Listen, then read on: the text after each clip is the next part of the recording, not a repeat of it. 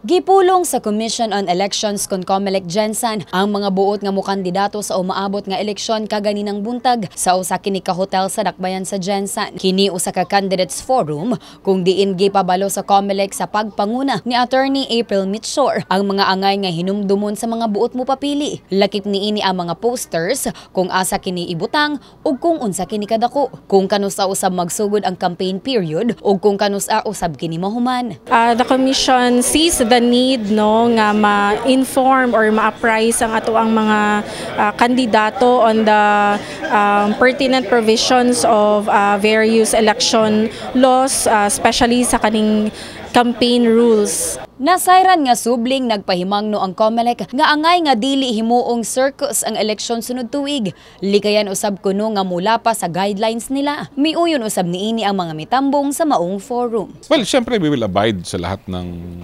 batas, sa lahat ng regulation o lahat ng ibibigay ng COMELEC sa atin, and hopefully we will make sure na this will be a very peaceful and very fair na election for 2016. Mas maayo gid ni na mas aga-aga para will be cognizant ko ano ang mga updates sa mga bag-o nga mga policies with respect to election.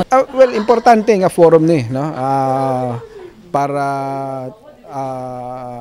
adunay mahibalan sa mga kandidato ang mga do's and don'ts during campaign period until election period. Namatikdan usab nga pipila lamang ang mitambong sa forum sa COMELEC. Kadaghanan mga representante na sa mga politiko ug opisyal. Ang mga opisyal usab wala katunga ang mga mitambong. Apan bisan pa maniini, wala na dismaya ang COMELEC. Apan asoy ni Attorney Mitchor, unta personal nga miadto ang uban. Unta naka-attend sila personally, but nag-send man pud sila og ilahang mga representatives. Prerogative naman na sang bawat isa, Ang mas maayo gitani na naka-attend so that will be informed, so that ma-minimize naton ang mga, of course, violations during election. Base sa kalendaryo sa COMELEC, Marso 25 sunod tuig hangtod Mayo 6 ang campaign period.